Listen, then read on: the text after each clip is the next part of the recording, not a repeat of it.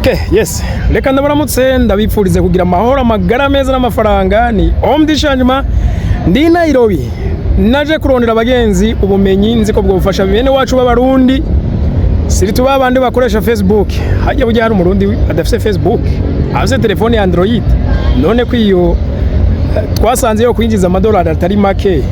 Ubwo bumenyi nka kubwigumanya ahubwo nkajya kuburondera kubusuma. Umunsi ngenda bubasangize uni Monsieur Faxon bakunze kumutaza ni Fagatech Media akaba ari nawe umwigisha wanje Monsieur Faxon tukuramutse cyane. Murakoze cyane Homme du Changement ndabashimiye cyane. Hari abantu babonye ifoto turi kumwe bavuga ati uyu muhungu asa na Vishuro Vigawash. Mwamuvugana nimba atari ba Vishu ntanowe nzuretse ko ari umuririmbyi nyene juste nakuze nkunda kuturirimbo nka Securiza History n'ibindi bigiye bitandukanye. Nico no bivuga ko Vishu cyo dupfana nuko nyene ari umurundi ka umurundi ubundi kabisa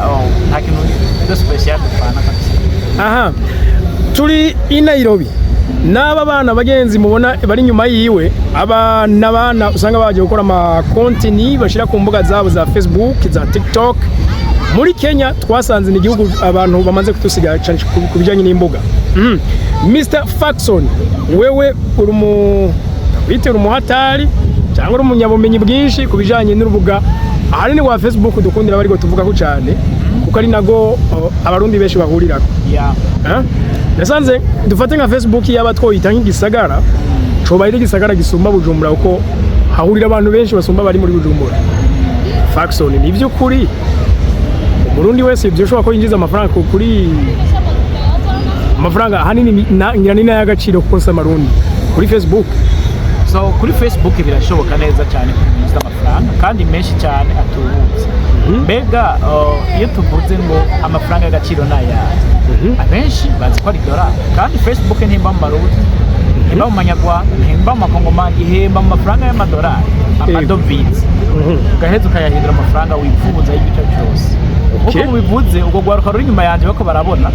ni bamwe mu content creator bari baje hano nkuko nahaje nuko turakorera content niki. So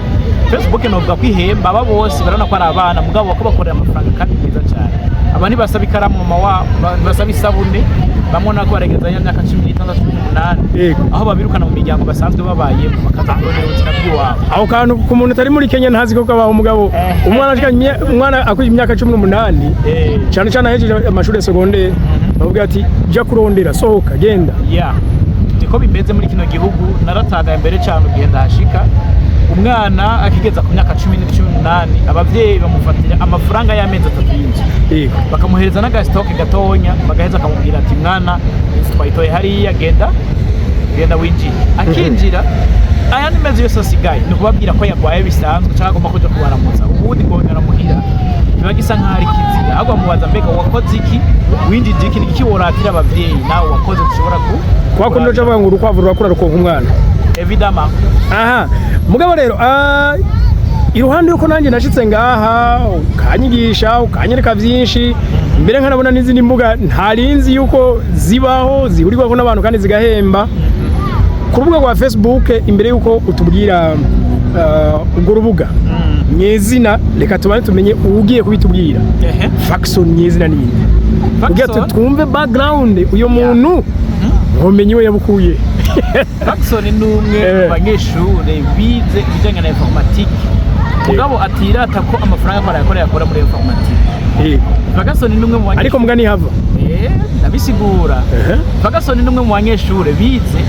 bibagoye nkuko abandi bose bibagowe. Ni umwe mu banyeshuri batashimye guheza ishure canke ngo nyuma y'ubuzima bw'ishure baje kurondera amafaranga muri leta ngo baje gusaba mu imyanya bavuge ngo dushaka akazi. Ahubwo yahisemwo kuba umu entrepreneur. Faxon ni umwe mu bantu bakoze ibikorwa bigiye bitandukanye by'imvabwonko nko gukorera amafaranga ku mbuga nkoranyambaga mbeba zitangwa inkuta ngurukana bumenyi. Ubundi bavuga ngo ni imbuga ngurukana bumenyi mbwa giyo numvise uvuga numva ari Kinyarwanda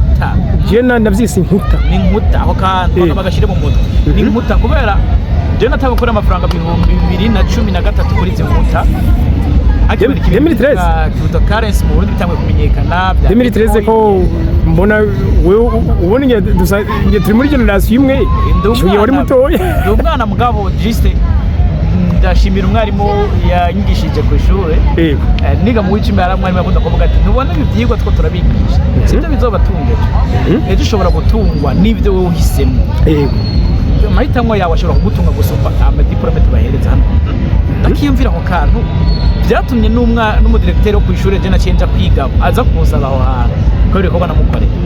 aza gusaba ngo uje ku ishuri iwawe bazonyoriente naho noja mu marisura muri w'icumi barakora orientation bagaca bagira orientation so jewe orientation yabaye ku gisabo cyo mu directeur kubera ubumenyi yakubonana directeur mwiza cyane yitwa Deo yaje kunsaba navuze mu izina yihangana aratse ko ndamukunda hari he hariko hari ahantu bita kuri ETS Nyakarambo urumva umenga nahantu hagayitse mugaha kubera ko umenga ni ruguru kumwe babyita mugabo yaransabye ndajayo ndahiga umwaka umwe biragenda neza ndahiga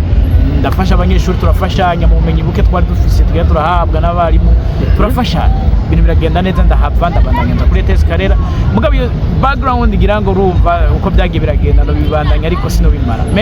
nyuma yaho umuntu yaratembereye arapfa mu gihugu aragenda mu duhugu tugiye dutandukanye kugeza naho nageze aho mvuga ati ibihugu bitandukanye hari ico tubimenya yeah boy that is my private life but urana nk'ubu ko musanze muri Kenya ubu ndavuga ko ndi muri Kenya ko murahasanze ni murana ko ariho musanze ndi muri Kenya for the moment kumvo nyinshi zigiye zitandukanye kumvo nyinshi zigiye zitandukanye muri Kenya ndahari kubera ko ndi mukodeni kuyiye ndahari kubera ko hari byo ndaharondera ariko umutima wanje urahari mu gihugu kubera ibyo ndiko ndakora nibituma igihugu canje gitera imbere ahubwo nararumiwe nsanze ngaha hari abarundi benshi uriko urafasha ibi bya social media cyane benshi barahari abarundi kandi bako baratahura ibanga rya social media cyane so murabona ko nkumva ndiko ndarondera amakuru agiye atandukanye yo gufasha urabona ko nkato turi muri Grok umuntu arondera amakuru mbega nibiki bigezweho umuntu ashobora gukora content kubera ko hari abantu benshi biyumvira ngo narabuze icyo novuga ngo nabuze icyo mvuga ngo bisaba kuba narize nasanze gukora amafaranga kuri izi mbuga nkoranyambaga nta mashuri bisaba ahubwo bigusaba kuba wiyumvira cyane ndashima ibiganiro mwagiye murakora byaranyubatse ibinda education personnelle kwa Agaciro Media muhora muyikurikirana niyo rero televiziyo nkurikirana cyane mu gihugu Sindi ntazonzi sinzi n'ingene bazita mugabo Agaciro Media amacana yose mfise YouTube channel nyinshi banarakoze kuri subscribe kuri amacana yose kuri Facebook zanje zose banarakoze follow cyangwa suivre kubera ko ndazi Agaciro nyicumba vraiment izina Agaciro Media numvise ko hari ibintu by'agaciro bituma nkanda subscribe kumva rero ibivugirwamo byaranyubatse cyane sindi ko ndavuga ngo mwana mwe kuri televiziyo yanyu oya ndiko mbivuga kubera ko je byanyubatse that is the life I live mu buzima nabo bayemo from 2023 gushika uyu munsi 2025 wirikirana Agaciro Media okay hama rero urumva warakoze biriya by'ama crypto money trading n'ibyo by'ama trading narakoze muri Google nubaka ama application Android ndabihembe ukuri narakoze muri Admob nubaka application nazihembe narakoze n'inkuba ama site web ndabubakira by the way abashaka website nziza nk'Agaciro Media niba mukeneye website nziza mbarira ndahari ubona ko bibereye for sure ndahari man ndazuba so bon cyama ndajomijanye no gukora content creation narakameye naraba mu cameraman narafilmye sarakoze ibikorwa byinshi bigiye bitandukanye mu ijambo rimwe kugezaho ngira amahitamo kuvuga ati rero let me sit down nshobore gukora content nziza isobanutse hanyuma batambona ndibaza ku macana mwamwe cyangwa ku ma page mugabo my background is very vast hari ama page menshi mbangenda nkorera ko mudashobora kumenya ko ari nayo wande mugabo gasanga arashobora kuba ntunze gato numvise mushoboye ibintu byinshi bijanye na internet urumva harimo nk'ivyo byo kubaka ama website kubaka ama application ibyo by'ama trading nka trading kubatayizi ni business nziza abantu benshi bariko barakora iranagoye kumenya so muri rusange iragoye kumenya Faxon reka ndabasigura impamvu igoye trading iragoye abazungu bamwe bavuga ngo trading is a crazy business you can win in a single day or you can lose all you have in a single day so urashobora guhomba ibyo wari ufite byose muri trading ku munsi umwe kuko ushobora kunguka ibyo utopfuye wungutse mu myaka 100 ku munsi umwe trading ni iki nigura nigurisha nk'uko bisanzwe umuntu ajya mu isoko agashora ibidandazwa, agashora amateke, akacagura ibiharage, yashora ibijumbo, agacagura ibigori. So nuko trading, tubuze trading wumvemwo ko ari igura nigurisha ry'amafaranga y'agaciro, ivunja n'ivunjura muri rusange. So abatabyumva ni benshi, abandi ugasanga baravuga ngo crazy business, ariko nuko tuba turavuga tubwira abantu bagiye batandukanye ko business nziza zihari, apana ko bashora amafaranga muri zano babiba ugasanga uzana ngo tubungukire 10% wazikungukira wewe wazikuye. So rero business naciye mbona nziza om di changement nasanze ari content creation. Uya ahubwo jewe numvise ukuntu wagiye ukora ibintu byinshi, nuni najyaho niho hacaze kabaza ati kubera ikintu ne wacibumva uza muri social media. Kandi naho nyene muri iyo social media je muntu umengo mwibanda kuri Facebook gusa ndizindi mbuga zose. Izindi mbuga ndazikoremo mwibanga rikomeye, none nka Twitch murayizi mu gihugu wacu. Nayimenye ngeze ngaha. Kiki barayizi. Nayimeze ngeze ngaha. Kiki bya bindi sindiko ndanamamaza by the way. So hama tuvuye aho barazi ikitwa Rumbo. Rumbo imeze nka YouTube, aho video ushizeko iguhemba ko kanya itaravye ngo urumva ngo no ngo warabanje kuronka ababone benshi, ngo warabanje ku nzaza abaririmbyi benshi mu gihugu cy'iwacu babasani muzi, ntiriwe ndavuga amazina bakomeye, usanga indirimbo ziwawe zikiyere zidafise n'imbuga zidandarizwa, ugasanga umutora kuri YouTube, Facebook, Instagram n'ahandi kabirahetse. Suko byabwiza kugenda, hari imbuga zishobora kuguhemba. Ariko hari bamwe muri ibi byamamare by'abaririmbyi twavuganye ngeze ngaha nawe yani je ndi Nairobi nje kwiga ibi nibi. Bose numvise bakangutse ngo wajya ku Facebook ngira bamonetize ngo bigenda gute kwa wikingiza amafaranga. Kana babimye bakurikirwa n'abantu benshi. Sure. Yeah. Ani mu benshi. So sishobora kubyizera. Urumva omdishans murabuhuza nabo kukumviriza. Ibiganiro binyohera kwera murazana abantu mukayaga kuri uru rukutagwanyu birangyohera cyane. So nayo mpamvu numvise ntangaye kwera nk'umuririmbi akomeye w'icamamare abazwi abajya ntiwe ndavuga amazina, ugasanga arafise trend na audience na performance nziza, atanga ngo nta mafaranga akorera abikora kugira yishimishe. Rero dufata no kutabimenya Leila no kutabimenya. Ariko Faxon ubushize je nakoze live kandi nari muhire wawe live twakoze ku rubuga rwa Facebook ya Gaciro Media, hariho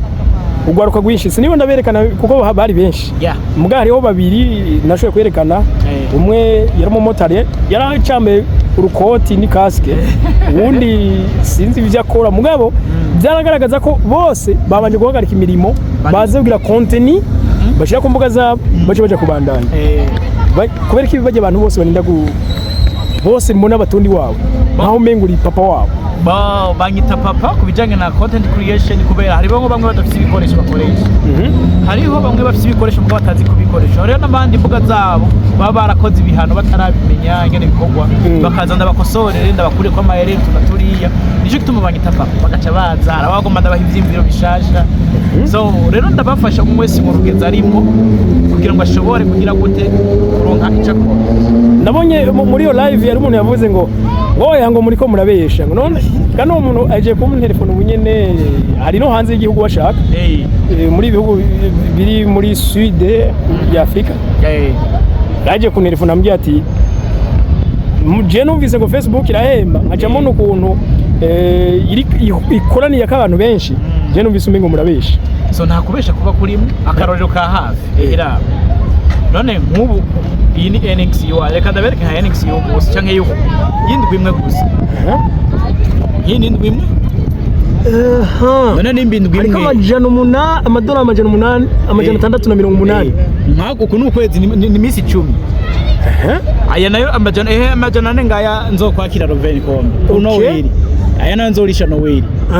mfashe chano yanje ntibangirire nabi. So none urazi ko bagizirara bari beza none nimba ko ushobora kandi iyi ni Facebook nimba ushobora kuronka amadolari 1000 kwezi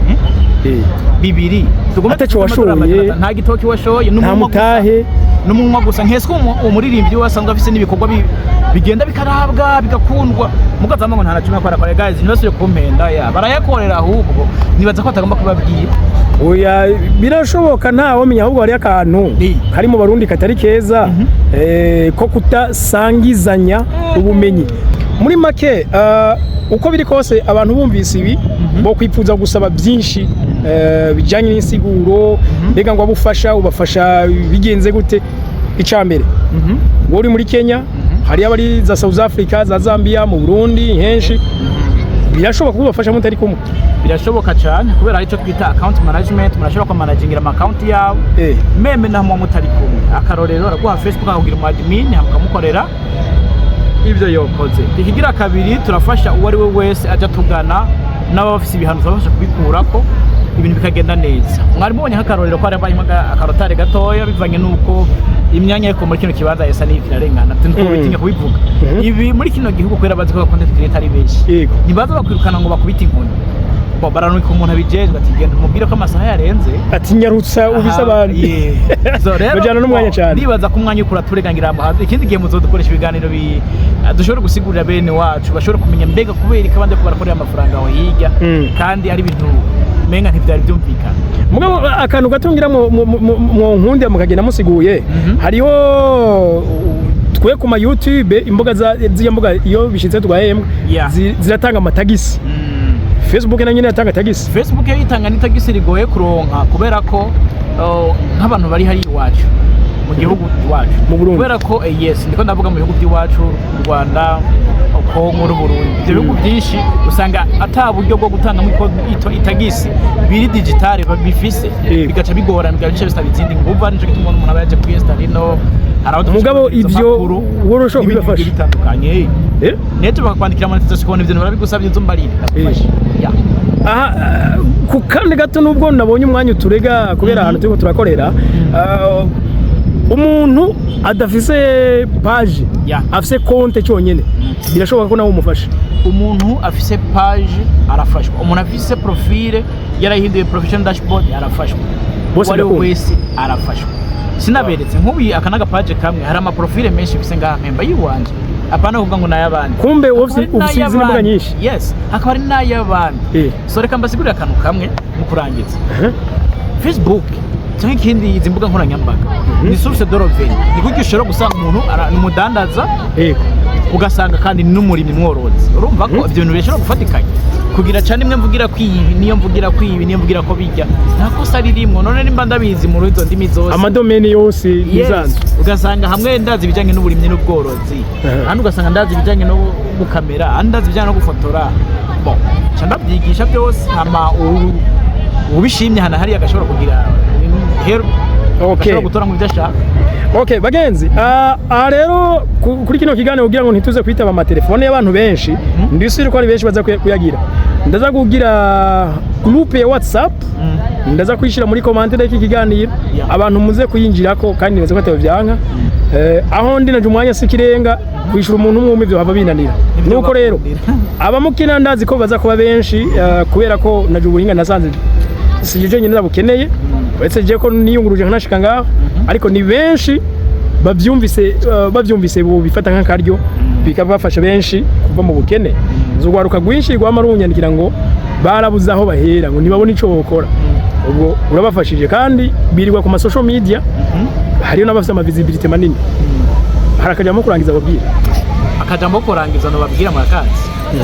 dukura amako mu mpuzo nk'abarundi dukore guys amafaranga asigaye kuri ibi bintu twita ngo imbuga nkoranyambaga mu bandi babyita canke izi nkuta canke ibi bihome ngurukana bumenye nivyo bisigaye ko amafaranga ndabereka akarorero ka hafi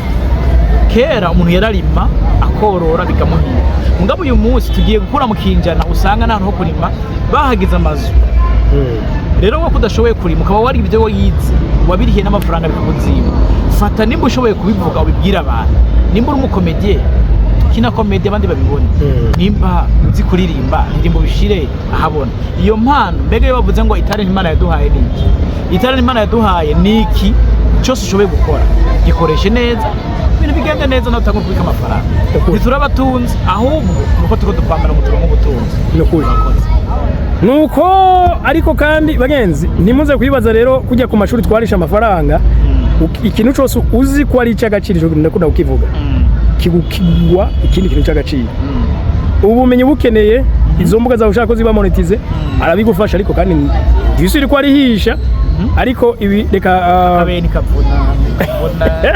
muraza ko bahafatire hariya canke mu by the way kanokongera ko nuko abo dufasha ibikorwa umwe wese arahabwa contract ku buryo service yiwe contrat mu gihe service bitabaye randi uko byatekanye amafaranga yo kayasubizwa